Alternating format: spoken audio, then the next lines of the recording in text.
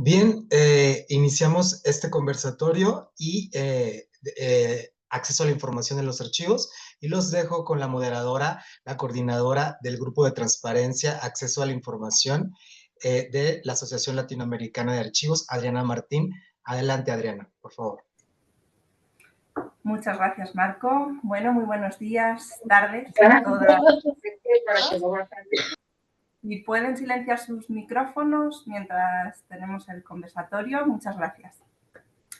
Bueno, en nombre de la Asociación Latinoamericana de Archivos y del Grupo de Trabajo de Acceso a la Información y Transparencia, al cual coordino, es un honor darles hoy aquí la bienvenida a este conversatorio titulado Acceso a la Información en los Archivos, que estamos realizando en el contexto de la conmemoración del Día Internacional del Acceso Universal a la Información 2025. Que se celebra el 28 de septiembre, pero bueno, por motivos de agenda, ya que era domingo, lo hemos trasladado al día de hoy. Este Día Internacional, como ustedes saben, fue adoptado por la UNESCO en el año 2015 y a partir de aquí diferentes instituciones, organizaciones de la sociedad civil y también organismos gubernamentales comenzaron a adoptarlo y a celebrarlo, y por eso unos años después, en el año 2019, la Asamblea General de la ONU decidió adoptarlo también como Día Internacional. Y bueno, pues es que este día nos invita a reflexionar a todas y todos sobre el valor fundamental que tiene el derecho de acceso a la información como pilar de la democracia, de la participación ciudadana, de la transparencia en todas nuestras sociedades. Y para nosotros como archivistas, archiveros o archiveras, la importancia que tienen los archivos en este sentido, ¿no? No solo como templos donde se resguarda la memoria colectiva, sino como lugares indispensables para que las personas, para que la ciudadanía puedan ejercer plenamente ese derecho, fortaleciendo así también rendición de cuentas y, bueno, pues unas instituciones mucho más confiables.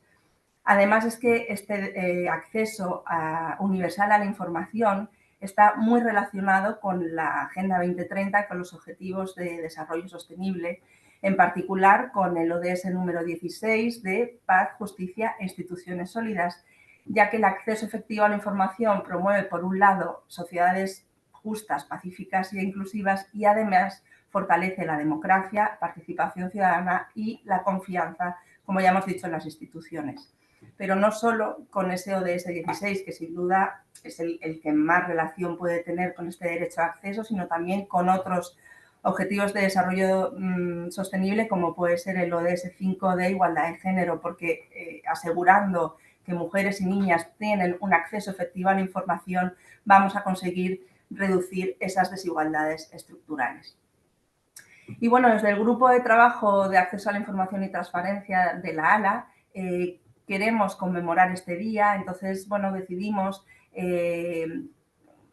convocar, o sea, hacer este conversatorio creando una convocatoria abierta, ¿no? Queríamos recibir sus propuestas y la verdad es que recibimos un buen número de propuestas y se creó una comisión para valorar todas estas propuestas que nos habían llegado. Y bueno, pues finalmente de todas las que nos llegaron tuvimos que elegir 6, un número que nos hubiera gustado que fuera más amplio, pero por cuestiones de tiempo era imposible, pero bueno, seleccionamos aquellas que creímos que aportaban una mirada más enriquecedora y diversa, aunque, como les digo, nos hubiera gustado incluir muchas más. Y la intención no solo era recoger experiencias de instituciones, sino también que la ciudadanía nos compartiera sus buenas prácticas, sus experiencias, reconociendo así que el acceso a la información al final es cosa de todos y todas. Y bueno, pues el objetivo del día de hoy, de este conversatorio, es abrir ese espacio de diálogo en el que podamos compartir estas experiencias, buenas prácticas, que podamos compartir los retos que tenemos todos y todas, desde también las distintas realidades que al final están en nuestra región. Y bueno, estoy convencida y espero de que esta diversidad de voces y de experiencias nos sirvan para construir pues, nuevas perspectivas y podamos seguir avanzando en este trabajo que es el derecho, en consolidar este derecho de acceso a la información efectiva desde los archivos. Así que, bueno, les agradezco en primer lugar a todas las personas que propusieron, hicieron propuestas al GETAI. por tomarse su tiempo, por enviarnos y por redactarnos esas propuestas. Agradezco a las personas que hoy van a hablar y nos van a exponer sus experiencias y bueno, también les agradezco a todos los que se unen a través de la pantalla en este conversatorio, que la verdad que no sería posible sin su interés. Por lo tanto, ahora sí les invito a escuchar, a dialogar y a enriquecer este espacio con estos aportes. Bienvenidas y bienvenidos y sin más dilación ya voy a dar paso a la primera intervención de la mañana de hoy, de la tarde de hoy. Y en este caso presento a María de Becky Jetli de México.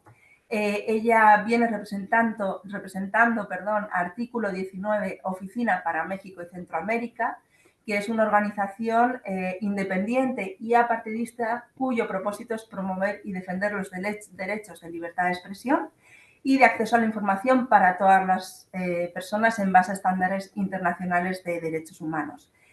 María nos viene a contar una experiencia en la que han creado dos plataformas, Archivo de la Representación y de la Resistencia, mediante las cuales pues, han hecho pública información referente al terrorismo de Estado de México entre los años 70 y 90. Así que, María, por favor, adelante, bienvenida y cuando quieras tienes 10 minutos para contarnos tu experiencia.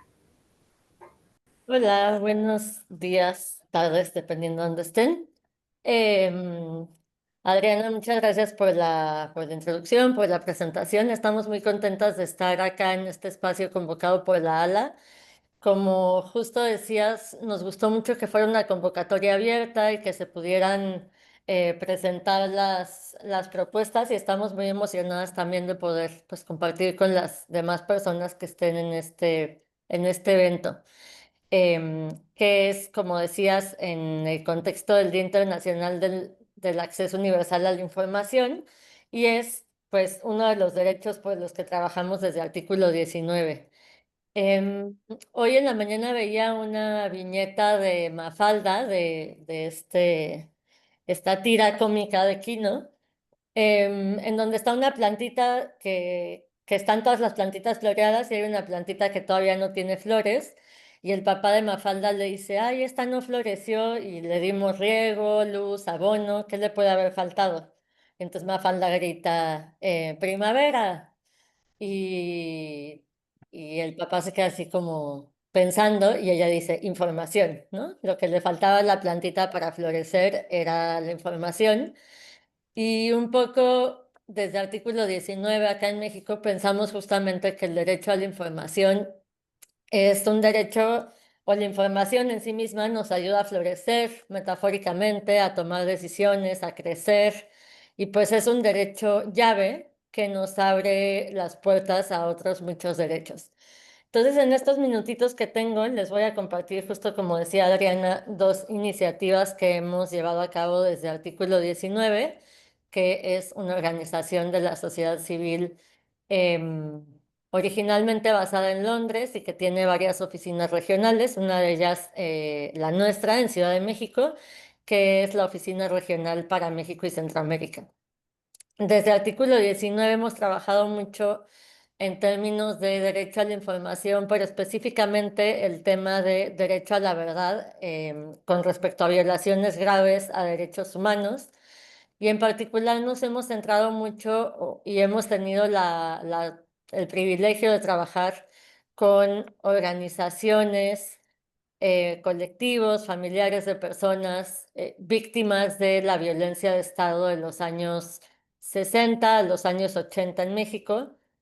Y entonces, parte de lo que hemos hecho es tratar de rescatar los archivos que cuentan esta historia y sobre todo poder contar la historia de la represión, pero también la historia de la resistencia. Entonces, pensamos a los archivos como testigos del pasado, como pruebas vivas de lo que ocurrió y también de la dignidad de las víctimas, de la responsabilidad de los perpetradores y del contexto que hizo posible la violencia. Pensamos que los archivos nos ayudan a responder las preguntas del derecho a la verdad que son quiénes son las víctimas, quiénes son los perpetradores, en qué contexto se dieron los hechos.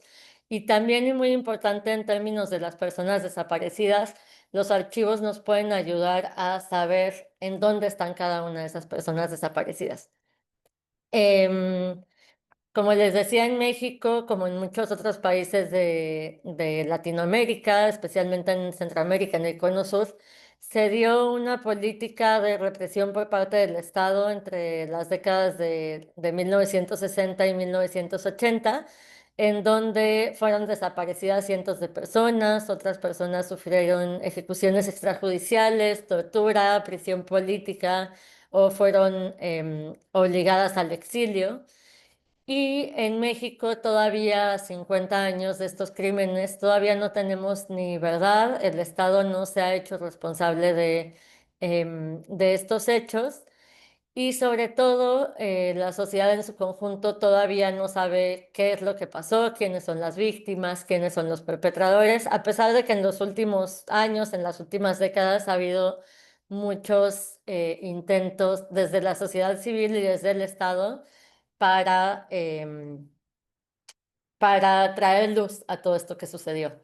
Entonces, desde el artículo 19 trabajamos en principio con la Comisión de la Verdad del Estado de Guerrero, que es una provincia donde ocurrieron la mayoría de las desapariciones forzadas en los años 70.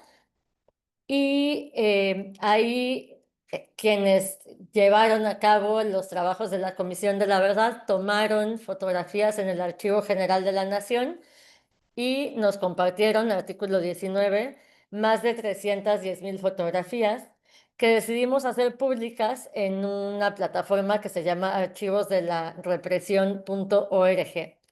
En esa plataforma tenemos este cúmulo, este archivo íntegro de cada una de estas fotografías, pero también han sido catalogadas cada una de las fotografías, entonces ustedes pueden acceder a más de 20 metadatos de cada una de estas fotografías y podemos entonces acercarnos a más de 30,000 nombres de personas que fueron víctimas de la represión, pero también a organizaciones del Estado que cometieron los hechos represivos y también a posibles perpetradores de estas violaciones a derechos humanos. Estos son los archivos de la represión que fueron creados, compilados por las policías políticas de los años 70 en México, 70, 80.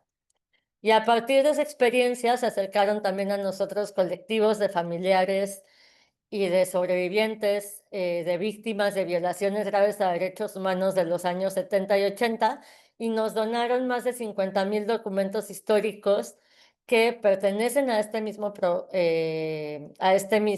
periodo, pero que fueron compiladas por los exmilitantes y por familiares de víctimas. Entonces, esta documentación nos la compartieron en 2020 y en físico, la otra información era digital, nos la compartieron en físico y entonces procedimos a la limpieza, la organización, clasificación y digitalización del archivo, para lo cual hicimos un convenio con el CIESAS, que es una institución pública en México. Y después hicimos otro convenio con el Centro Cultural Universitario Tlatelolco para que las personas puedan también acceder no solo a través de la plataforma digital, que es archivosdelaresistencia.org, sino también físicamente puedan ir a los archivos, consultar todos estos archivos de manera física en la UNAM, que es pues la mayor casa de estudios en México. En estos archivos hay una grandeza documental que nos gusta mucho, que tiene que ver con la propaganda de movimientos sociales y políticos de la época, documentos personales como actas de nacimiento, fotografías o certificados de estudio de las personas desaparecidas. Sabemos que muchas veces, como práctica del terrorismo de Estado, se borró la misma existencia de las personas desaparecidas y estos archivos nos ayudan a reconocer que estas personas existen, que estas personas tienen una familia que las está buscando y esperando. Entonces, tenemos estas dos experiencias que son, digamos, complementarias. Por un lado, los archivos de la represión que fueron creados por el Estado y que hablan desde la visión del Estado de quiénes fueron los disidentes, quiénes fueron quienes estaban combatiendo al Estado. Y por otro lado están los archivos de la resistencia que hablan desde la voz de las víctimas, los familiares, y nos cuentan esta historia desde el otro punto de vista, ¿no? La idea desde el artículo 19 es que las personas puedan, pues sí, que puedan acercarse a esta historia a través de sus múltiples voces y que también cada vez más, existiendo esta falta de una política pública integral en términos de verdad, de memoria y de justicia, poder acercar estos archivos que nos acercan un poco más a la verdad, porque pensamos que sin los archivos no hay verdad, y sin verdad no hay justicia, y no puede haber reparación, y sobre todo no se puede garantizar la no repetición de los hechos, de las violaciones graves a derechos humanos, sin saber lo que pasó. Para terminar en un minutito, es importante mencionar que en México al momento hablamos de un panorama de más de 134,000 personas desaparecidas, y siempre afirmamos que la impunidad y la opacidad del pasado, de lo que sucedió, de las desapariciones de los años 70 y 80, son quienes permiten que tengamos un presente con esta crisis de desapariciones, con más de 134,000 personas desaparecidas, pero también con esta crisis de información de no saber quiénes son las víctimas, quiénes los perpetradores y en qué contexto se están llevando a cabo estas violaciones a derechos humanos. Con eso cerraría esta primera intervención para escuchar a las demás participantes. Muchas gracias. Muchísimas gracias, María. La verdad que, bueno, les felicito por estas dos iniciativas, creo que son importantísimas y bueno, súper interesante. Marco, si te parece, si hay preguntas, esperamos al final y damos paso a la siguiente participante, que en este caso viene de Brasil, es María Blasioni Moraes, de la Universidad Estadual Paulista Julio de Mesquita Filho, de Sao Paulo. Nos va a hablar sobre la experiencia cuando en el año 2023 lanzaron el archivo digital UNESCO, utilizando el software Atom, para cumplir con el objetivo de transparencia de sus actividades y hacer accesibles los documentos producidos por la institución a la ciudadanía. También nos van a contar que están desarrollando un proyecto de preservación digital, con lo cual, María Moraes, aquí te veo, bienvenida y adelante, cuando quieras. Obrigada. Eu fico feliz de poder apresentar o arquivo digital da Unesp, né, nesse dia tão importante, comemoração do Dia Internacional do Acesso Universal à Informação, e é sempre importante falar sobre, né, o direito do acesso à informação e o direito ao acesso aos arquivos. Eu vou compartilhar a tela, vamos ver se dá certo.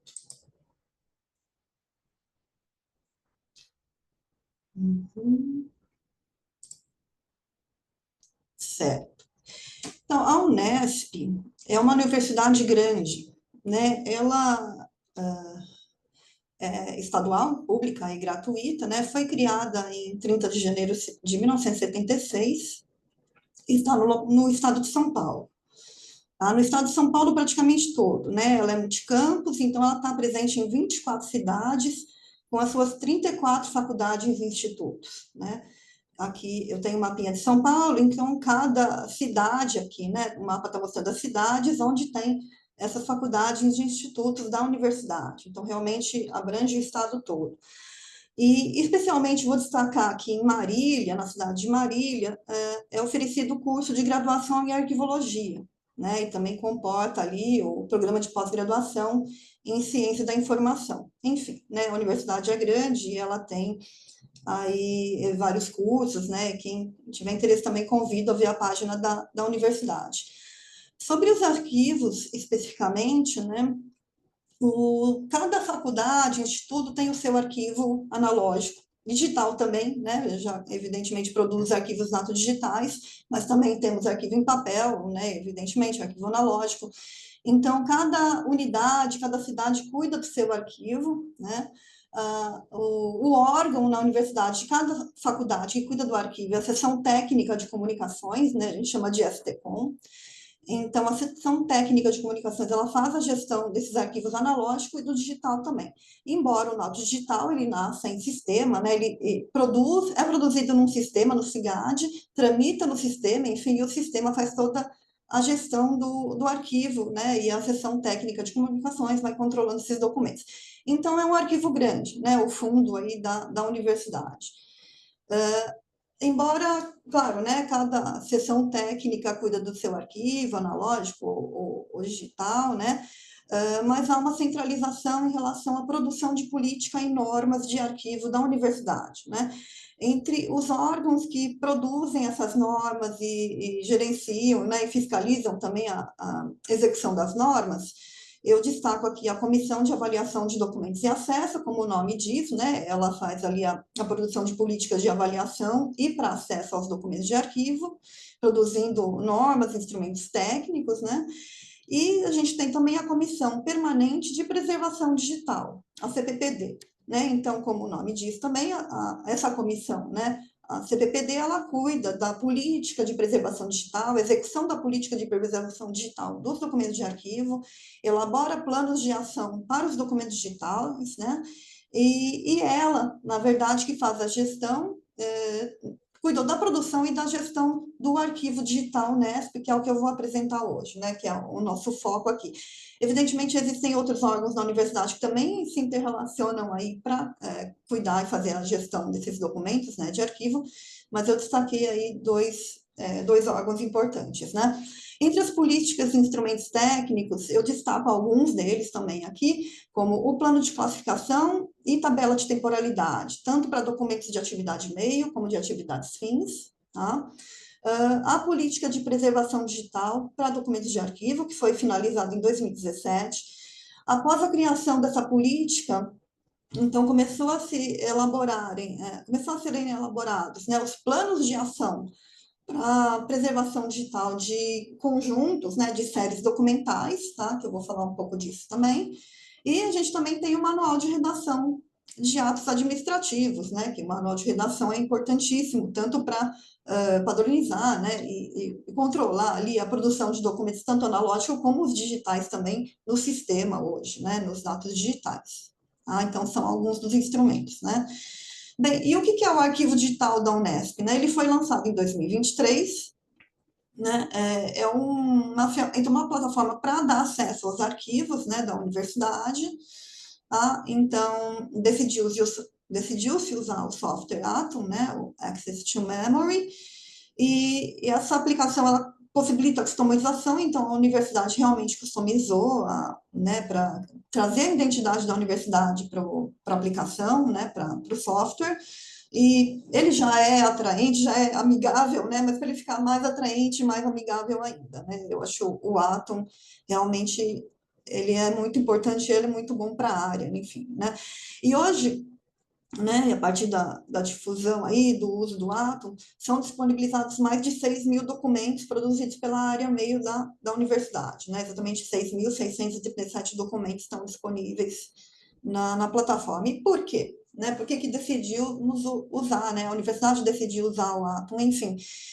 Como eu apontei, em 2017 foi finalizada a política de preservação digital, logo em seguida deu-se a elaboração dos planos de preservação digital para algumas séries documentais, entre elas, né, gravação de vídeos de reuniões do Conselho Universitário, tá? As atas de reunião do Conselho Universitário, então, claro, né, as atas e gravações de reunião, elas estão relacionadas, né, porque são as atas dessas gravações aí das reuniões que constam lá no Atom. E, além dessas duas sériezinhas, aí tem a terceira série, que é a maior de todas, que está no Atom hoje, que são as fotografias de faculdades e institutos da universidade que foram registradas entre 2022 e 2023 pela Assessoria de Comunicação e Imprensa, Comunicação Institucional, desculpa. Bem, por quê? Enfim, com o projeto de preservação digital, né, e aí a escolha foi usar o software Arquivemática, então esses documentos, eles foram submetidos ao Arquivemática, eles estão preservados digitalmente, né? Só que a universidade entende que é imediato e é necessário também fazer a divulgação e a disponibilização desses documentos de arquivo, né? Respeitando aí, seguindo o que diz a nossa Lei de Acesso à Informação, a Lei de Acesso à Informação Brasileira, que é a Lei 12.527, né, de 2011. Então, a gente entende, e como a própria lei diz, que vários dados, informações e documentos atuais, né, eles não precisam ser enfim, os mais antigos, né, de décadas passadas, mas, enfim, claro, né, informações e documentos atuais produzidos hoje, eles podem e devem estar acessíveis para a sociedade, né, para realmente a gente responder esse direito que a sociedade tem de acessar a documentação de origem pública, né, documentação pública. Então, como o software Arquivemática, ele foi usado para preservação digital, seria, lógico, mais fácil, né, usar o Atom para permitir o acesso desses documentos. Então, os documentos, eles passam, claro, todo um procedimento, né, para ser submetidos ao Arquivemática, enfim, e depois eles passam, né, logicamente, são submetidos ao Atom, tá, com toda a descrição adequada, enfim. Então, isso envolveu uma equipe grande. Eu vou falar um pouquinho dessa equipe, né? A Comissão Permanente de Preservação Digital, como eu já citei, ela é coordenada pelo professor José Carlos Abu de Grácio, né? E tem toda a equipe, lógico, na comissão, mas enfim. Bem, pela Assessoria de Comunicação e Imprensa, a gente tem a representante, né? A representação da Marta Martins de Moraes, tá? E as professoras Thelma Campanha de Carvalho Mádio e professora Sônia Troitino são do curso de Arquivologia da universidade, né? Tanto da graduação quanto da pós-graduação.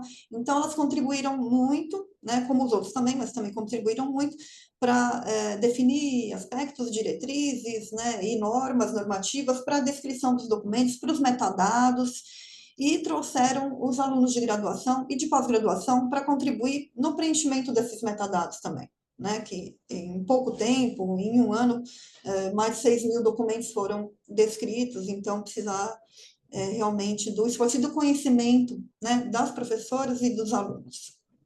Bem, essa é a primeira página do arquivo digital da Unesp, né, como vocês veem, é a carinha do Atom mesmo, customizado. Então, eu convido todos a depois navegarem, né, e conhecerem melhor a página.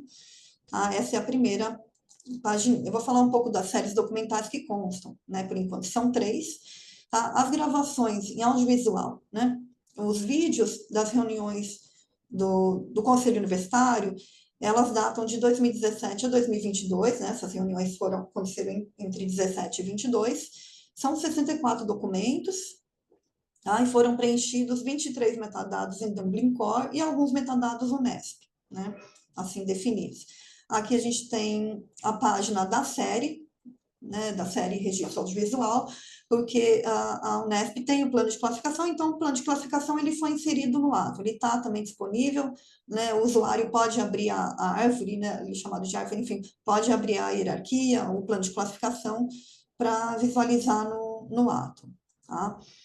Então, aqui tem toda a descrição, né, e os vídeos. Bem, temos os vídeos e temos as atas dessas reuniões, tá? As atas são 44 documentos, né? Também, claro, entre 2017 e 2022, porque atas e vídeos estão relacionados, né? E foram preenchidos 22 metadados da Dublin Core e alguns metadados que definimos como Unesp, tá? Bem, existe um número maior de vídeos do que de atas, porque as reuniões eram longas, às vezes aconteciam no período da tarde e da manhã, então uma reunião, às vezes, resultava em 2 vídeos, tá? Isso é bastante recorrente, então a gente tem mais vídeos do que atas. Né? Aqui a pagininha da série atas, também, né? O código ali, né? De acordo com o plano de classificação da universidade, né? Então, esse código 0103, 0103, do plano de classificação. E a última série, quer dizer, a terceira série que consta no Atom, é a maior delas, né? São mais de 6.000 documentos aí, foram registrados entre 2022 e 2023, é recente, né? Essa assessoria de comunicação e institucional fez a fotografia, fotografou todas as faculdades e institutos, e essas fotografias que estão hoje acessíveis, né, aí no Atom. Então, também foram preenchidos metadados da Blincor e Unesp, né, 23 metadados para as fotografias, e essas fotografias elas não estavam acessíveis em lugar nenhum, tá? Então, o primeiro lugar realmente único, né, que tem ali disponível para ver as fotografias é o Atom mesmo, né? Eu digo isso porque, bem, aqui a carinha, né, da série documental, série registro fotográfico, tá? Onde é possível navegar e pesquisar todas as fotografias com seus metadados, né, de acordo com a norma de descrição internacional, a ISAD, e as outras normas, né, enfim, de descrição. Bem, tirando as fotografias que elas já não estavam disponíveis, né, só estão disponíveis pelo Atom realmente, as outras duas séries de atas e de registro audiovisual, os vídeos das reuniões, eles estavam disponíveis já. São todos documentos públicos, né? Só que eles não estavam relacionados, né? Eles estavam desconectados, na verdade. Os vídeos das reuniões, eles estavam disponíveis no YouTube, né? A TV Unesp faz a gravação das reuniões e fica no canal da universidade no YouTube, tá? Então, estava disponível ao usuário lá, né? Qualquer interessado. As atas, elas estavam disponíveis na página da Secretaria-Geral da Universidade, né? A Secretaria-Geral é o órgão que, enfim, organiza e gerencia, faz a gestão das reuniões, enfim, e que produz as atas, né? Claro, então as atas ficavam e ficam ainda, estão disponíveis na página da Secretaria-Geral. María, disculpa, te quedaría un minuto de intervención, perdóname. Já vou encerrar. Então, só ocorre que o Atom, ele possibilitou relacionar esses documentos. Então, agora o usuário que entra na página, enfim, entra no Atom, ele consegue ver o vínculo, né? Ver a proveniência correta desses documentos, então eles não estão mais dispersos. Tá? Então, o Atom, ele foi importantíssimo, claro, esses documentos estão preservados também no repositório, né? E estão no Atom descritos de forma adequada e é possível ter o vínculo desses documentos, né? A relação entre eles. Então, eu agradeço muito a oportunidade e deixo aqui o link do Arquivo Digital Unesp para quem quiser conhecer, estão todos convidados e quem quiser, enfim, críticas também são sempre bem-vindas. Muito obrigada. Muchísimas gracias, María. Si quieres poner luego el enlace en el chat para que los colegas que están conectados puedan apuntarlo. Y bueno, pues también agradecerte tu intervención sobre esta experiencia del archivo digital. Y a continuación pasamos a José Fernando Enciso Quiñones, de Colombia. No sé si está por aquí. Sí, hola. Hola, ¿qué tal? José Fernando viene del Archivo de Gestión de la Unidad de Administración de Bienes Inmuebles UABI de la Alcaldía de Medellín. Y bueno, pues él nos va a hablar sobre la experiencia que han tenido en este archivo de gestión de la puesta de la información para la ciudadanía, sobre todo con la serie de expedientes de cesión a título gratuito de bienes fiscales urbanos, que es una serie documental muy importante para las personas que ocupan estos predios que normalmente están en condiciones de pobreza o vulnerables. Así que, José, adelante, te doy paso para tu intervención. Vale, gracias. Bueno, muy buenos días para todos y para todas. Un saludo aquí desde Colombia. Pues mi experiencia, básicamente, como lo decía nuestra compañera, es sobre el archivo de gestión de la Unidad de Administración de Bienes Inmuebles. Nosotros, pues, personalmente estoy convencido de que no podemos responder y contribuir al derecho universal de acceso a la información si no tenemos unos archivos debidamente organizados y disponibles para la sociedad. Entonces, ese fue el primer reto a mi llegada pues al archivo de gestión, porque empecé a darme cuenta que esta serie era una de las cuales más recibíamos solicitudes de documentación. Entonces, el reto era muy grande porque empezamos a ver situaciones en las que o nos demorábamos mucho para responder las solicitudes que nos hacía la ciudadanía, o en muchos casos teníamos simplemente que decirles que nos diera más tiempo del que la ley incluso nos daba como servidores públicos para responderles, o incluso decirles que no los teníamos y direccionarlos a otras instituciones del Estado para ver si de pronto allí los conseguían. Entonces, desde ahí empezó a nacer como ese interés y esta necesidad también de organizar esta serie de expedientes de cesión a título gratuito de bienes fiscales urbanos, que es un nombre bastante largo, pero que de hecho quisimos en todo este proceso que empezó en el 2021, quisimos darle precisamente ese nombre para que se entendiera en su globalidad y en cada una de las palabras que lo componen, precisamente de la importancia y a lo que se refieren pues estos expedientes. Pero, ¿qué son los expedientes de cesión a título gratuito? Bueno, básicamente, eh, generalmente, y como ocurre muy seguramente en muchos países del mundo, hay diferentes familias y personas que van ocupando diferentes terrenos o espacios de las ciudades de manera irregular. Son estos lugares donde no había un permiso como tal para construcción, no se habían adecuado como tal para que fueran habitados, pero que por necesidad y muchas veces también teniendo en cuenta el contexto de Colombia, también se ocupaban producto de este desplazamiento forzado, es decir, personas que venían de otras ciudades y encontraban en Medellín un lugar de acogida o de iniciar una nueva vida, o incluso ese desplazamiento forzado que incluso se da de manera intraurbana, es decir, personas que salen de sus barrios también por conflictos armados que se dan y deben buscar otros barrios y o irse a poblar estos otros terrenos pues que inicialmente no estaban habitados.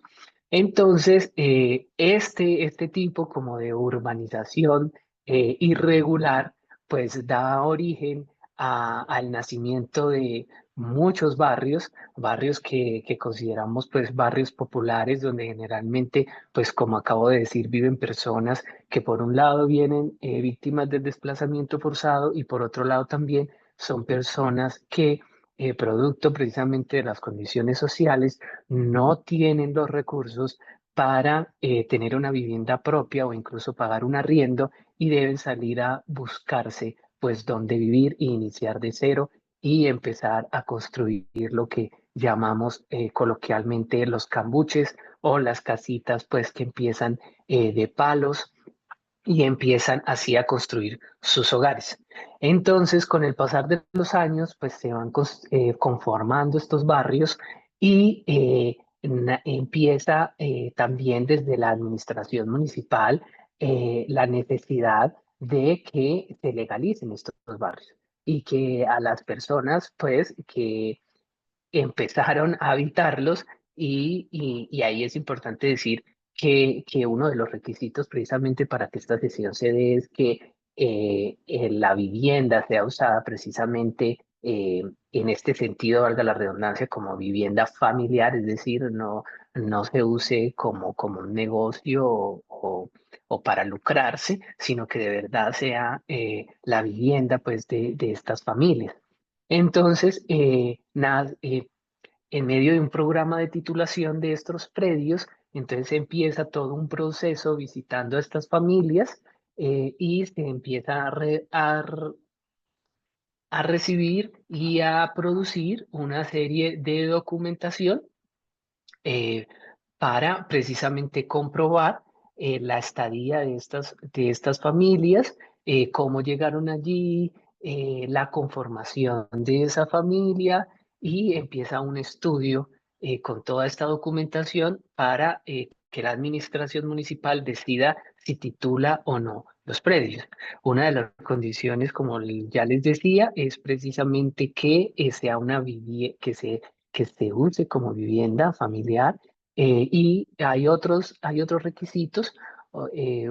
O uno de ellos también es que las viviendas no estén en un terreno que tenga un riesgo de catástrofe o que tenga una destinación distinta pues a la de que se pueda urbanizar. Entonces, se empieza todo este estudio y a medida que nosotros empezamos a organizar estos expedientes y empezamos a darnos cuenta de la riqueza de información que tenemos ahí, decidimos entonces volverlo su organización como una de nuestras prioridades en el archivo de gestión de la UABI. Y a medida que íbamos recibiendo las diferentes solicitudes de las personas, pues también nos damos cuenta precisamente de a las personas a las que les estamos respondiendo a ese acceso a la información y también a esa riqueza en información que tienen los expedientes. Entonces, empezamos ese proceso de organización, de clasificación, de ordenación, de descripción. Empezamos a hacer un inventario documental para poderle responder a las personas y poder de manera fácil y rápida acceder a los expedientes y poderles proporcionar esos documentos que ellos necesitan para comprobar precisamente que son los tenedores legales de esos predios. En todo este proceso pues, de organización, la valoración documental que hacemos es muy importante porque digamos que no solo nos quedamos con la parte técnica, que es muy importante aplicando pues, los principios de orden original y procedencia en este proceso de organización, sino que precisamente también nos interesamos en entender cómo se dio este trámite y en entender también la importancia de los documentos que tenemos. Y es ahí donde nos damos cuenta que, por ejemplo, en la mayoría de los casos, nosotros tenemos el único documento original y somos la única institución que lo tiene, que es la resolución de cesión a título gratuito, que es el documento que le da legalidad a esa tenencia sobre esos predios. ¿Y por qué somos el único que lo tenemos? Porque en el proceso de la titulación de estos predios han participado varias entidades para llevar a cabo estos trámites. Entonces, ese cambio no solo de entidades que participan en el trámite de la sesión, sino también de cómo se hacía, ha hecho que, por ejemplo, este tipo de documentos, como es la resolución, solo la tengamos nosotros y no se haya inscrito en otras instituciones como las oficinas de registro de instrumentos públicos, donde generalmente se llevan estos actos administrativos que tienen que ver con los bienes inmuebles que las instituciones oficiales ceden en este caso, a personas naturales o incluso no se hayan inscrito en ninguna notaría pública. Entonces, en la mayoría de los casos, nos vienen los beneficiarios a pedir estas resoluciones, ya sea porque las han perdido, porque le ha sucedido, pues precisamente porque se han tenido que mover o simplemente las han extraviado y entonces nosotros somos los únicos que la tenemos. Y si llegamos, por ejemplo, a decirles que no las tenemos, pues no solo estamos incumpliendo con la ley, dado que son documentos públicos, sino que también estamos incumpliendo nuestra labor como servidores públicos de poderle responder y darle a la ciudadanía esa, esa documentación, pues que es de ellos y que es nuestro deber proporcionarla. Entonces, ahí nos dimos cuenta también de que teníamos sobre nuestros hombros una responsabilidad muy grande y que debíamos sí o sí convertir la organización de estos expedientes en en nuestra necesidad primordial y en nuestro objetivo. Entonces, nos hemos propuesto la organización de esos expedientes, nos hemos propuesto incluso hacer cada día más fácil el acceso a esos expedientes, porque precisamente por lo que les he venido contando, nos hemos dado cuenta que muchas de estas personas a las cuales se les titularon estos predios, incluso son personas que tienen un nivel de escolaridad incluso casi nulo.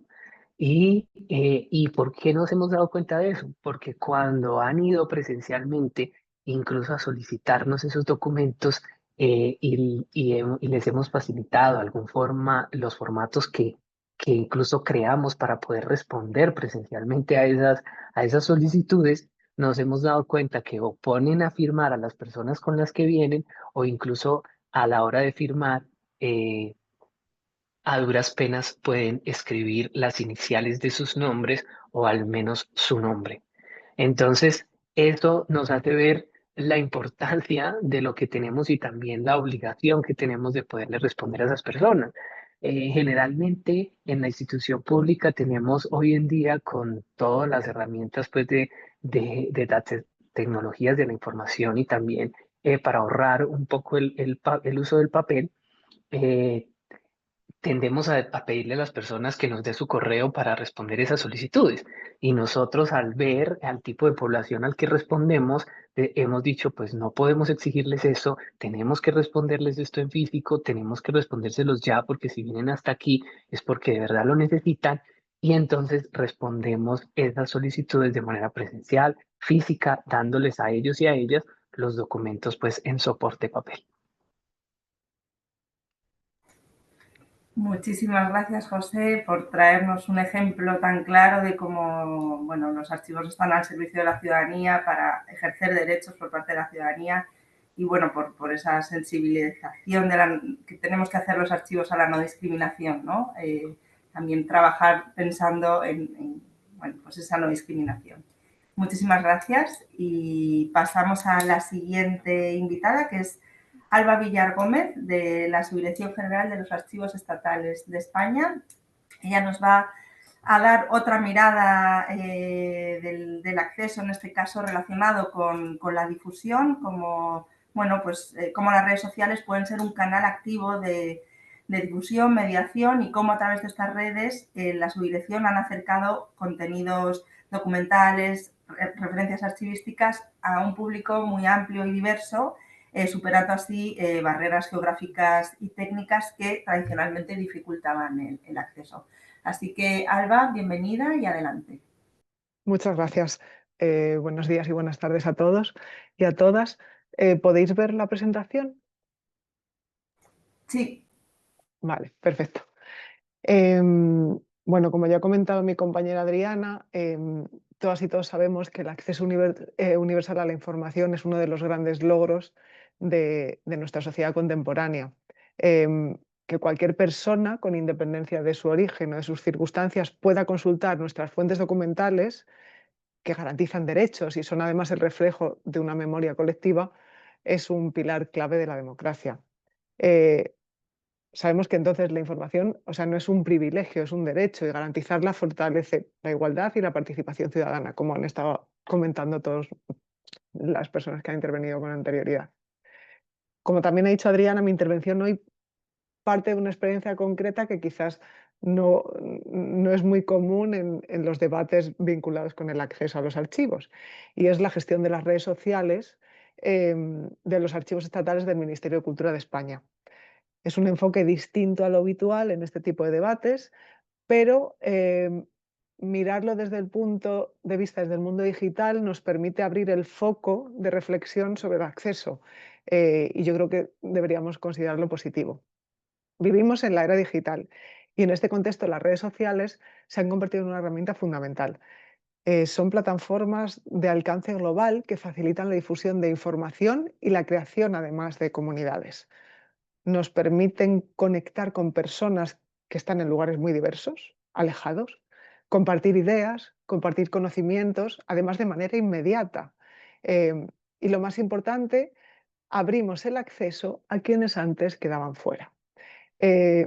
Podemos hablar entonces de un papel democratizador, o sea, de un claro papel democratizador que es evidente. O sea, eliminamos las barreras físicas, se reducen las distancias culturales y se multiplican las voces y perspectivas presentes en el debate público.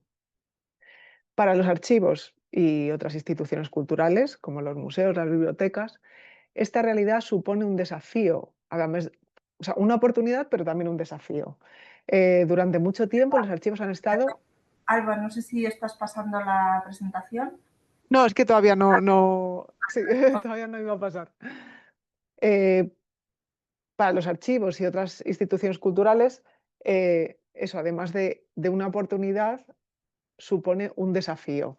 Durante mucho tiempo hemos estado asociados con la investigación académica, con un público especializado, pero las redes sociales nos ofrecen un canal privilegiado para dar a conocer quiénes somos, qué fondos tenemos, qué es lo que salvaguardamos y cuál es nuestra utilidad como servicio público. O sea, es decir, nos permiten ampliar el alcance, aumentar la visibilidad y conectar con nuevas audiencias, que de otro modo pues, no se acercarían a nosotros. Uno de los grandes retos, por tanto, de este siglo XXI para los archivos es la desconexión que todavía existe entre buena parte de la ciudadanía y nuestra labor. O sea, hay desconocimiento sobre esto, qué hacemos, qué conservamos, qué servimos, qué les podemos ayudar en su día a día. Y para abordar este reto, entendemos que la difusión en redes sociales no es algo accesorio, sino que tiene que ser algo central. En los últimos años, los archivos estatales del Ministerio de Cultura hemos encontrado en estas plataformas un medio poderoso para educar y sensibilizar sobre la importancia de la memoria documental.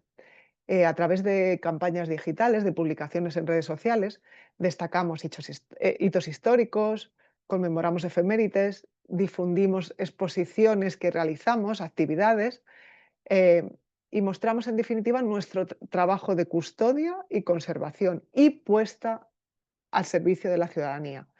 Compartimos fondos que son de todos y todas y recordamos a la ciudadanía que pueden acudir a los archivos no solo para investigar, sino también para resolver cuestiones cotidianas relacionadas con sus derechos.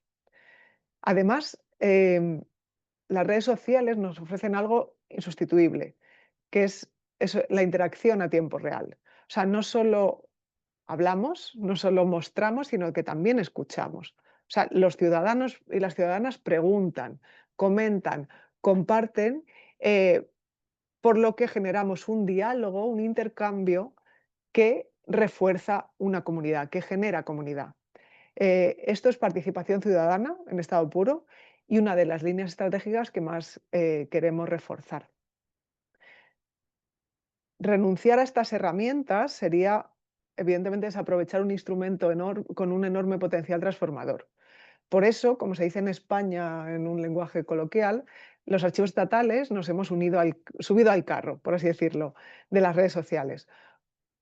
Utilizarlas con responsabilidad y creatividad nos convierte en protagonistas activos de una conversación pública, capaces de despertar interés, de reforzar la memoria colectiva y contribuir a una cultura más inclusiva y participativa. Los archivos estatales somos una red de 9 centros, 9 archivos, 8 archivos históricos y uno intermedio, además de 2 centros y una sede central. Esta estructura tan amplia nos garantiza una extraordinaria diversidad documental y de servicios. Y gracias a las redes sociales tenemos una herramienta más para difundir todo el patrimonio al conjunto de la sociedad, llegando a personas que, como he comentado, de otro modo no se acercarían a los archivos. Bien por falta de tiempo, por distancia, por desconocimiento o incluso por la percepción de que los archivos no van con ellos o con ellas. Este tipo de difusión es lo más parecido a invitar a la gente a sentarse a nuestro lado cuando estamos trabajando y a ver de cerca lo que hacemos. Es una comunicación cercana y espontánea y por lo tanto lo hace también diferente. Es una forma de democratizar el acceso a las fuentes y de aprovechar un altavoz que ya tenemos en nuestras manos.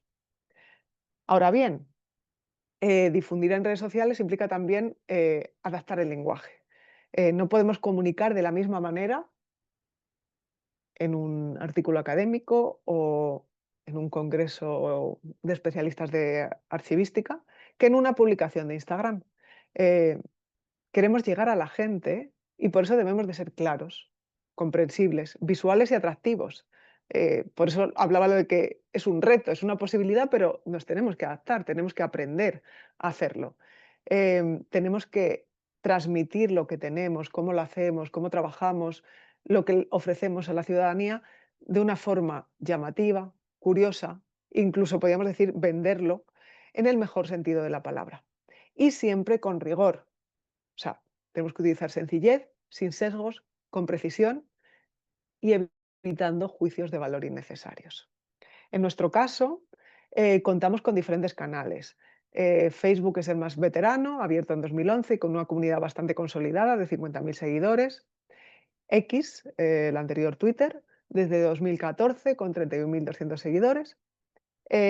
Instagram es la más joven, con menos de 2 años y ya tenemos 7.500 seguidores. También contamos con otro canal, el podcast Buceando en Archivos, disponible tanto en iVoox como en Spotify. Y os puedo decir que los resultados son claros. O sea, cada vez que publicamos nos llegan más consultas, recibimos más visitas, la gente quiere visitar los archivos, se despierta más interés por nuestros fondos, por ver los que se van describiendo, las novedades, por cómo llega, o sea, también la gente pregunta cómo pueden llegar a ser archiveros y trabajar en los archivos, qué actividades hacemos, las exposiciones. Por lo tanto, podemos decir que esta difusión en redes tiene un impacto real tangible.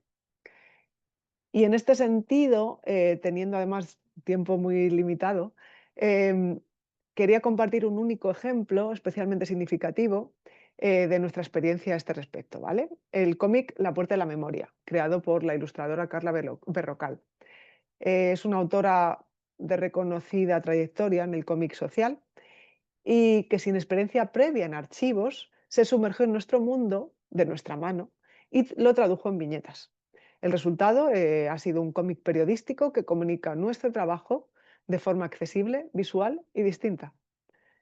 Este proyecto nació y se forjó a la vez que pensábamos, o sea, al mismo tiempo que pensábamos en su difusión en redes sociales. Compartimos el proceso de documentación, su trabajo creativo y después el cómic ya terminado. Tenemos que tener en cuenta que esta era digital que os he comentado, en este mundo cada vez más visual, un aspecto totalmente vinculado a las redes sociales, iniciativas como esta son estrategias para reforzar la presencia de los archivos y conectar con públicos distintos que no se sienten atraídos quizá por los formatos tradicionales. Evidentemente tenemos que combinar el arte y el rigor documental. Despertamos así con un formato distinto, interés por la memoria colectiva, y mostramos que los archivos son organismos vivos y dinámicos, capaces de adaptarse a las necesidades sociales y culturales de hoy en día. Les tengo que adelantar que en el Congreso Internacional de Archivos, o sea, en el Congreso ICA Barcelona 2025, que tiene lugar a finales de este mes, vamos a repartir los ejemplares tanto en castellano como en inglés. Así que les esperamos en el stand de archivos estatales para que lo consigan y vean el ejemplo. También lo tenemos online. Si ponen La puerta de la memoria se lo pueden descargar. Y ya nada, para terminar, quería decir que destacar una última idea. O sea, conocer es poder. Entonces, dando a conocer nuestros archivos, nuestro patrimonio documental y nuestra memoria, proporcionamos a la ciudadanía una herramienta esencial para ejercer sus derechos, fortalecer la democracia y construir un futuro más consciente. Y las redes sociales son un vehículo que nos permite abrir esas puertas de conocimiento a todas y a todos. Los archivos guardan la memoria y las redes sociales nos ayudan a ponerlos en manos de la sociedad. Muchas gracias.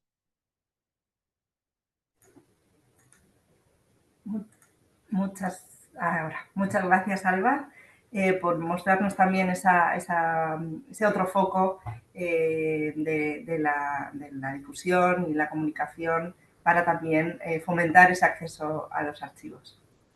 A continuación, doy paso y la bienvenida a Peggy Karenia Gutiérrez Martínez, de Guatemala, del Consejo Nacional para la Protección de la Antigua Guatemala, que nos va a exponer su experiencia en esta institución que abrió en el año 2008 el acceso a la información pública, trabajando de la mano con archivos activos, semiactivos y de baja, y que se empezó a generar la necesidad de empezar a rescatar e implementar pues medidas de intervención en los archivos, ya que un porcentaje alto requería de esa intervención.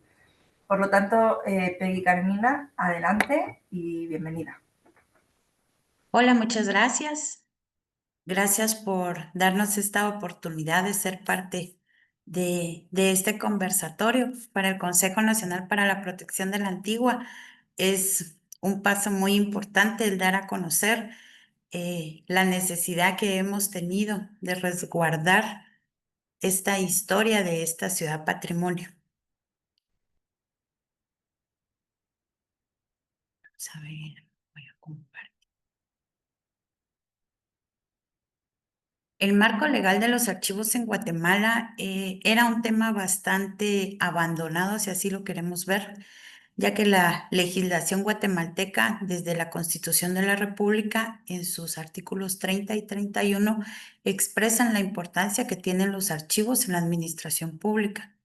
Los archivos en el Estado son bienes protegidos, cuyas categorías y regulaciones son expresadas en la Ley de Protección de Bienes Culturales.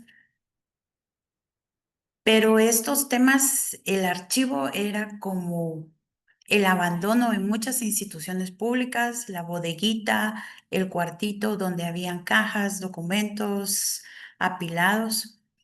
Y es en el 2006 cuando la Contraloría de Cuentas empieza a presionar en salvaguardar los archivos y la importancia que tienen para las instituciones del gobierno. En el 2008 es aprobada la Ley de Acceso a la Información Pública, donde la obligación y salvaguarda de los documentos conforman los archivos administrativos, y tras la creación de la ley, pues ya empieza la necesidad de las instituciones a resguardarse de estos documentos. En el 2021, el SINACIG, en su archivo, menciona lo relativo a los archivos y a las entidades que conforman las autoridades del gobierno. Es una obligación velar porque todos los documentos y los archivos estén debidamente protegidos. Es por eso de que esta frase de Antonio González creo de que es un buen aporte, ya que dice: los archivos son la memoria de una institución, la custodia de una identidad y el reflejo de su historia. El Consejo Nacional para la Protección de la Antigua Guatemala es una entidad estatal descentralizada con personalidad jurídica, fondos privativos y patrimonio propio. La institución es de carácter técnico y científico, pues para realizar las actividades de restauración, conservación, depende de la aplicación de criterios técnicos y científicos que coadyuven a la permanencia del patrimonio cultural y artístico. A finales de 1969, el Congreso de la República promulga el Decreto Legislativo 6069, Ley Protectora de la Ciudad de la Antigua Guatemala, creando de esta forma al Consejo Nacional para la Protección de la Antigua Guatemala, que actualmente y desde su creación ocupa el antiguo convento del Pilar del Zaragoza, ahora conocido como el Convento de las Capuchinas. La Constitución Política de Guatemala, en el artículo 61, establece que la antigua Guatemala goza de un régimen especial por haber sido declarada Patrimonio Mundial. Esto por la UNESCO en el año de 1979. La ciudad colonial fue inscrita en la lista mundial debido a su impresionante arquitectura barroca española, sus ruinas, su riqueza histórica y su importante papel durante el periodo colonial temprano del país.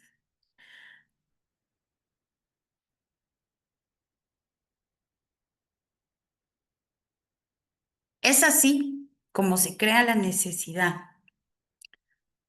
en el Consejo para la Protección de la Antigua Guatemala realmente de crear o buscar la vía para que los archivos, los documentos que se encontraban en los depósitos de uso, pues realmente fueran rescatados. Y se crea en el 2023 un diagnóstico para la implementación y mejoras en el archivo histórico administrativo del CNPAG, teniendo en este momento 3 depósitos en diferentes monumentos. Teníamos un archivo histórico en el monumento conocido como el Colegio de la Recolección, un archivo inactivo en el monumento de Santa Teresa y un archivo activo, que es el que actualmente funciona en el convento de las Capuchinas, sede también de la Unidad de Acceso a la Información Pública, a la cual pues desde el 2008 estoy a cargo.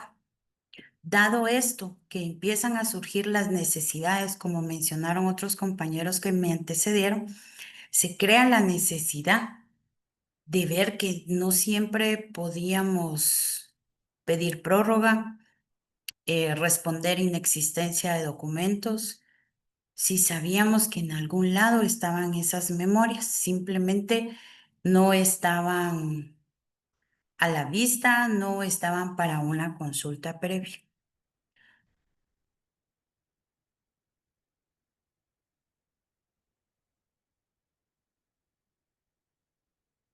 Creo que voy al revés. Perdón. Es así como empezamos. Se busca la asesoría de profesionales en el tema y nos damos a la tarea de un control en los diferentes depósitos, identificación, diagnóstico, tipo de tratamiento que se iba a utilizar, desinfecciones, desmontaje, limpieza mecánica o en seco. Todo esto dado porque los documentos venían desde estar en bolsas, de estar en cartapacios, de estar solo amarrados con un cordel. Entonces, todo esto va generando las necesidades que deben de irse aplicando. Empieza todo el trabajo in situ. En las instalaciones del convento de Capuchinas se generan los espacios para que el equipo técnico empiece este proceso. Se sacan los documentos de los depósitos, son traídos a Capuchinas para ser ya descontaminados, para ser clasificados, ordenados y generar diferentes secciones o vínculos que puedan ir generando y ser más accesible para las diferentes unidades. Empiezan los desembalajes, ya que el 80% de los documentos estaban en cartapacios. Acá en Guatemala los conocemos como leits. Estos son separados y con ello se empieza la clasificación. Se hacen procesos de fumigación, se cambian estanterías, se cambian de depósitos. Esta es una fotografía de cómo se encontraban los documentos de Santa Teresa. En la antigua Guatemala, el nivel de humedad es bastante alto. Por ejemplo, hoy amanecimos con un 79% de humedad, lo que no nos ayuda a que los documentos soporten eh, esta, esta temperatura. Ahora hemos tratado pues de crear esos climas desde los deshumificadores, los purificadores de aire, tratamos de llevar una licencia o un control de temperaturas que en estos momentos pues estamos nosotros saliendo del invierno en Antigua Guatemala. El invierno es bastante copioso, por lo que los niveles de humedad tienden a duplicarse de lo que es el resto del año. Empezamos a capacitar al personal de la institución con el equipo de trabajo de las personas a cargo del proceso. Se adquieren los insumos, en este caso se están trabajando cajas para archivos libres de ácido, se trabajan de 2 tamaños y de esta forma hacer la conciencia en los compañeros de la importancia que tienen en sus manos, que manejan, a pesar de que son documentos administrativos, es parte de cómo nace una ciudad, es parte de cómo la antigua Guatemala empezó a surgir con los comercios, con las viviendas familiares, con los monumentos, y todo esto es lo que resguarda el Consejo. Son 57 años que tenemos de estar, 56 años, perdón, de estar al resguardo de todos estos documentos. Entonces hemos tratado de ir haciendo conciencia. Es un proyecto pequeño relativamente a comparación de otros proyectos que hemos visto de compañeros de otros países, pero queremos dar esa importancia, queremos ser parte de ese granito de arena y que el patrimonio documental sea valorado por las futuras generaciones. Acá ya se empieza con el embalaje de los documentos en las cajas libres de ácido, el etiquetado de las cajas, ya se trabajó en un inventario para las diferentes unidades administrativas y la nomenclatura que va a estar a cargo. Esto ya es una foto de actualmente lo que es el archivo de las capuchinas, ya con sus cajas debidamente ordenadas, identificadas. Y este año dimos nuestro primer paso a la digitalización de los acervos documentales del CNPAG.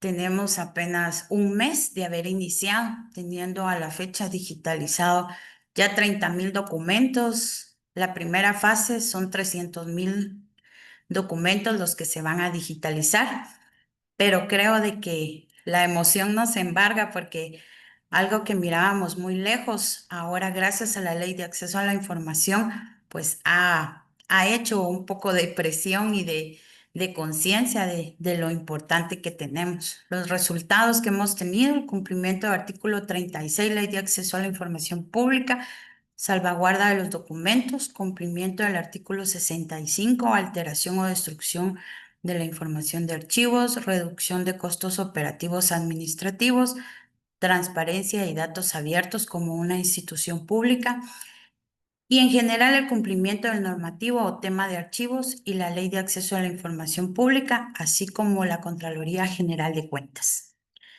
La gestión documental es más que un proceso administrativo, es un pilar fundamental para construir instituciones más transparentes, eficientes y responsables. Muchas gracias.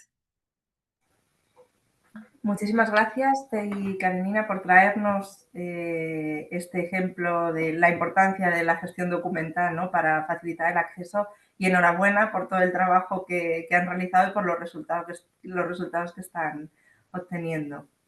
Y ya por último, y no menos importante, Gerardo Francisco Refugio Ramírez, viene de México, en este caso del Instituto Politécnico Nacional, y Gerardo Francisco nos va a contar su experiencia en la creación de un cuadro de clasificación funcional como una herramienta estratégica para la transparencia, convirtiéndose así este cuadro pues en un mapa institucional que permite identificar todas las acciones que lleva a cabo la institución y permite a la ciudadanía acceder a la información.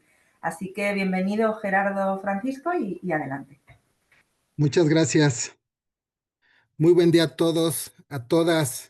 Un saludo especial a la presidenta interina de la ALA, Alejandra Salazar, a Marco, a mis colegas panelistas de México, Brasil, Colombia, España y Guatemala, y a los 127 participantes que hoy nos acompañan en este conversatorio internacional.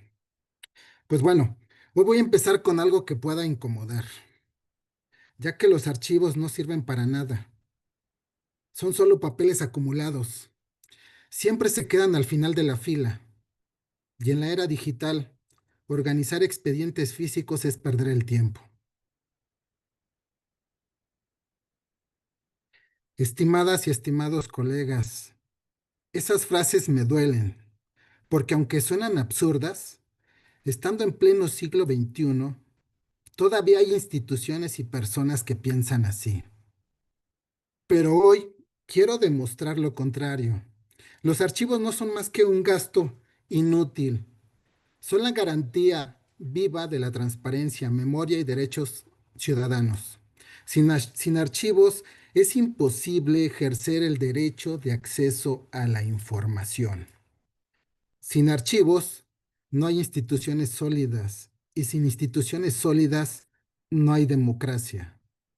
De acuerdo a la Agenda 2030 de Naciones Unidas, nos recuerda que en el Objetivo de Desarrollo Sostenible 16 es construir instituciones sólidas, eficaces y transparentes. Y aquí viene la pregunta del millón, esta pregunta inevitable. ¿Realmente contamos con instituciones sólidas? Les comparto dos ejemplos. En México, después de las inundaciones del 10 de agosto del presente año, en el centro histórico de la CDMX, no hubo información pública sobre si los archivos resultaron afectados. No se levantó un censo a nivel nacional. Esto demuestra que el silencio también es un riesgo, es opacidad en la gestión documental. En el extinto INAI, como dijera el chiste, ¿no? Esto me lo dijo el primo de un amigo. Un directivo encargado de vigilar el cumplimiento de las obligaciones en gestión documental y administración de archivos desconocía la función y la actualización anual de la guía de archivo documental, lo que evidenció la urgente necesidad de fortalecer los perfiles de esa institución y la capacitación en la materia. Y aquí viene lo bueno y lo interesante. En contraste, por ejemplo, en España, el Consejo de Transparencia de Cataluña exige que sus comisionados sean juristas expertos en derecho público y técnicos especializados en archivos o gestión documental. Es una práctica ejemplar que reconoce lo evidente. No hay transparencia sin archivos bien gestionados. La gestión documental no es un trámite, es el blindaje de la gestión institucional, tal como lo advirtió el doctor Armando Carranza Camarena, director de Administración y Finanzas del INAP, México, en el evento conmemorativo del Día Internacional de los Archivos 2024, donde menciona que el blindaje de la gestión tiene que ver con el principio de la legalidad de los actos administrativos que realizamos, porque somos muy dados a organizar o compilar documentos que no sirven para nada y dejamos de lado aquellos documentos que son indispensables para demostrar y justificar nuestra acción en el proceso de cualquier acto administrativo. Donde existe esa legalidad, esa cronología, ya que no puede estar un documento antes que otro, por ejemplo, no puede estar primero la factura si no tengo el contrato. Para esto se tiene que aplicar la identificación y mapeo de procesos del acto administrativo y al que nos estamos refiriendo. Con ello blindamos y garantizamos la trazabilidad de la gestión pública, evitando, como siempre, la creatividad de las personas, ¿no? Ya ven que somos muy dados a ser creativos. La gestión documental no es burocracia, es el blindaje de la gestión institucional. Hablar de archivos es hablar de transparencia, hablar de archivos es rendición de cuentas, hablar de archivos es hablar de un Estado de Derecho, de instituciones eficaces, de acuerdo a lo que dice la Agenda 2030. En este sentido, lo técnico se convierte en estratégico y lo archivístico es esencial para la democracia.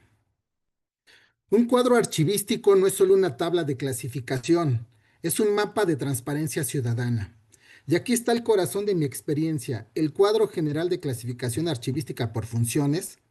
En lo sucesivo lo mencionaré como cuadro por funciones, como advirtió Araceli Alday García, exdirectora del Sistema Nacional de Archivos del AGN de México. Este instrumento sufre una metamorfosis. Pasó de ser un esquema técnico a convertirse en una estructura clara y comprensible para el ciudadano.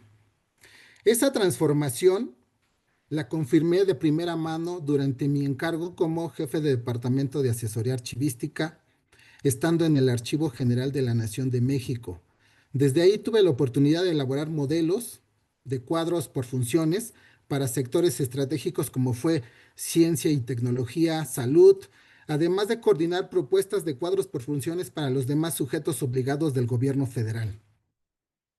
Me refiero, por ejemplo, de instituciones como el calibre de la Oficina de la Presidencia de la República, la Secretaría de Hacienda y Crédito Público, la Procuraduría General de la República, el Instituto Nacional de Migración, hablando de entidades del propio Archivo General de la Nación, de la Casa de Moneda de México o de la Procuraduría Agraria.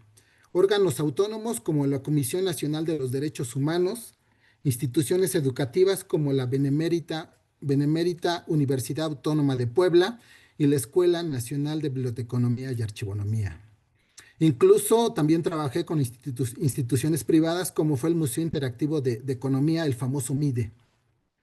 Esta experiencia, ¿qué me permitió? Me permitió constatar que el cuadro por funciones no es un simple requisito normativo, sino una herramienta capaz de hacer visible el quehacer de cada institución y explicar a la ciudadanía cómo se ejercen las atribuciones públicas. Quiero destacar también un trabajo muy especial que realicé en el 2010, donde elaboré el cuadro por funciones de la comisión organizadora de la conmemoración del Bicentenario, del inicio del Movimiento de Independencia Nacional y del centenario de la Revolución Mexicana en México. Este instrumento fue aprobado por la Comisión Ejecutiva con la finalidad de organizar los archivos producidos en cada evento de la conmemoración. Hoy es evidencia de una celebración histórica para México. Por eso, hoy en día puedo afirmar con certeza, un cuadro bien diseñado no solo organiza, también informa, orienta y empodera a la sociedad. Hay un dato importante, un diagnóstico reciente llevado a cabo por el AGN de México demostró que solo 1 de cada 10 archivos estatales y municipales en México organizan su información con un cuadro funcional. Ese dato refleja un gran reto, pero también una enorme oportunidad. Profesionalizar, innovar y demostrar que la archivística es un motor de cambio institucional en América Latina. Hoy en día, ¿ustedes creen que la gestión documental puede cambiar el mundo? Yo digo que sí. Desde mi perspectiva podemos cumplir y de acuerdo a la Agenda 2030 podemos construir instituciones sólidas. Y les voy a decir por qué. Si queremos instituciones sólidas, necesitamos archivos sólidos.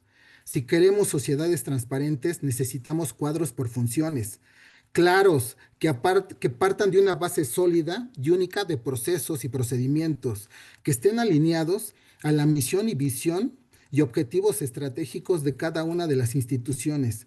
Y no nos prestemos, como lo dije anteriormente, a la creatividad de las personas, ¿no? Tiene que ser un instrumento elaborado con rigor técnico. Cada expediente organizado es un acto de justicia. Cada cuadro de clasificación por funciones es una ventana de transparencia. Los archivos no son el pasado, son la garantía de nuestro futuro compartido. Y desde México me honra decirlo, la archivística latinoamericana tiene la fuerza y la voz para demostrarlo. Muchas gracias.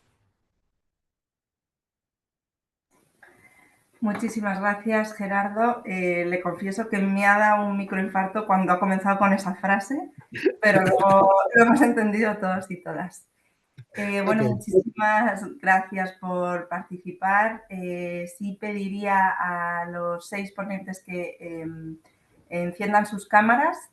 Vamos a pasar a la lectura de las preguntas que ha habido en el chat, que ha habido algunas preguntas. Marcos, si me puedes ayudar con las mismas, podemos iniciar este turno de preguntas. Claro que sí, Adriana. Tenemos una pregunta de Alberto Macías, dirigida a María de Becky. ¿Qué opina de la estrategia del Gobierno Federal de México de desaparecer el Instituto Nacional de Transparencia? Uno de los fundamentos que el Gobierno Federal ha expuesto es que el instituto no era ético y que ganaban mucho dinero los funcionarios. Les pedimos hacer sus respuestas en tiempos más breves por el tiempo que tenemos. Muchas gracias. Sí, creo que este es un punto fundamental y es algo en lo que hemos trabajado mucho desde el artículo 19 y en relación con otras organizaciones de la sociedad civil. Hemos visto en el sexenio que está en curso y en el sexenio anterior una tendencia por, pues sí, por deshacer todo lo que se había logrado en términos de transparencia y de acceso a la información. Y pues la desaparición del INAI fue la más clara, el más claro acto en ese sentido. En este momento la Plataforma Nacional de Transparencia, que fue pues una herramienta que se construyó de la mano de sociedad civil después de muchos años de trabajo, está a cargo de la Secretaría Anticorrupción y Buen Gobierno, Y lo que hemos visto hasta el momento es que no se garantiza, pues, la información, no se garantiza la transparencia. Y sobre todo nos preocupa que esto está en un contexto de falta de contrapesos y sobre todo de concentración por parte del Estado de todos los poderes, ¿no? Tanto el poder judicial, el poder ejecutivo y el poder legislativo. Y con la falta de contrapesos nos preocupa que cada vez más estamos tendiendo hacia un régimen autoritario en ese sentido, ¿no? Entonces, ahí dejaría la respuesta que se puede hablar pues, durante mucho tiempo, pero sí haciendo énfasis en el deber que tiene el Estado de conservar los archivos, de conservar todo lo que estaba en la transparencia, en la Plataforma Nacional de Transparencia y que siga siendo de acceso público. Gracias, María. También se hicieron algunas preguntas para María Moraes de Brasil, que ella ya puntualmente ha respondido con la información a través del chat. Gracias. Preguntan a Alba Villar, se ha abierto una puerta importante a nivel global con este tema, sobre todo por la protección de derechos fundamentales, datos personales y la cybersecurity. ¿Tienen en su país algún protocolo o marco legal directo de protección y sanción cuando existe una vulneración a la información que se difunde en las redes sociales? Y si es afirmativo, ¿cómo se individualiza y sanciona al infractor? En este sentido, o sea, el marco legal que tenemos en España es el Reglamento General de Protección de Datos de la Unión Europea y la Ley Orgánica 3 de 2018 de Protección de Datos Personales y Garantía de Derechos Digitales. También si hay algún tipo de vulneración, lo que podemos hacer es denunciar directamente a la Agencia Española de Protección de Datos. Entonces, es verdad que es un tema en el que tenemos que seguir profundizando. Eso, en esta era digital nos pillan muchas cosas todavía sin aplicar legislaciones y sin legislar. En nuestro caso sí que está la legislación en sí, pero vamos aprendiendo día a día con las situaciones que van surgiendo. Muy bien, gracias, Alba. Pregunta para Gerardo Refugio. Lo felicito por su valentía de expresar las cosas por su nombre. En este hemisferio, donde contamos con un quebrantamiento y erosión a la democracia, tomo a bien sus palabras, por lo que le pregunto, ¿cómo podemos generar sinergia en las instituciones públicas para avanzar el cumplimiento de políticas archivísticas y la normativa legal para crear los instrumentos archivísticos, si no existe interés por funcionarios para desarrollar estas atribuciones? Pregunta Jacqueline Quintanilla y le felicita por su exposición. Muchas gracias, Jacqueline. Pues la verdad que digo, el desinterés es un reto, es un desafío. Sin embargo, yo creo que la sinergia es importante cuando trabajemos de manera conjunta, tanto las instituciones, hablando de las autoridades y las personas. ¿Y por qué digo trabajar de manera conjunta? Porque sumamos de manera importante cuando trabajamos en equipo, nos convertimos en agentes de cambio. Y sin embargo, cuando trabajamos de manera individual, pues bueno, eso resta. Hoy en día, sí, efectivamente, aquí es muy importante también, digo, siempre lo he dicho y se lo digo a mis alumnos en el Instituto Politécnico Nacional, que es importante el liderazgo, ¿no? El liderazgo que haya de parte de las autoridades, que se acote esa creatividad de algunas personas, porque bueno, luego hay un desinterés por la parte antigua, ¿no? Por estas, digamos, investigaciones que han realizado órganos colegiados, ¿no? Y que hoy en día son investigaciones que uno las ve y siguen presentes, ¿no? Y no están pasadas de moda, ¿no? Entonces, el liderazgo es importante porque no es lo mismo instruir de arriba hacia abajo que revolucionar de abajo hacia arriba, ¿no?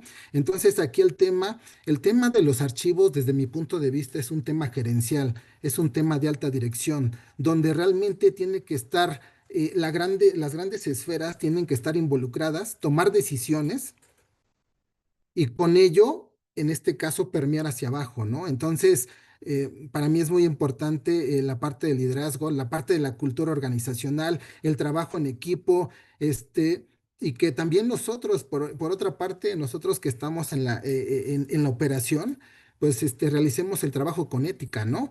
Y las políticas públicas, pues claro, son importantes, el crear políticas públicas para que con ello podamos, digamos, mitigar estos riesgos que hoy en día se están presentando en el tema de pérdida de información, desorganización de archivos, falta de sensibilidad, y muchos otros aspectos, ¿no?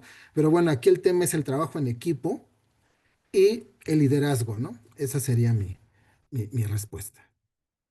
Gracias, Gerardo. Y bueno, hay algunos otros comentarios y preguntas en el chat. Les pediríamos a los panelistas, en la medida de lo posible, poder ayudarnos a responderlas. Y bueno, por el tiempo, creo que estamos cumpliendo con la agenda prevista, Adriana. Sí, muchísimas gracias, Marco. Bueno, ya yo por dar unas últimas palabras, no quiero entretenerles más, agradecerles a todos y a toda su participación. Hemos visto muchísimos temas, como desde la Alcaldía de Medellín nos han hablado de la importancia de tener bien organizados los archivos, como hemos visto también en Guatemala. Pero no solo eso, sino no solo es tenerlos bien organizados y ponernos a disposición, sino tener unas efectivas políticas de preservación digital, como se ha visto en el archivo de la UNESCO de Brasil, que nos ha contado María.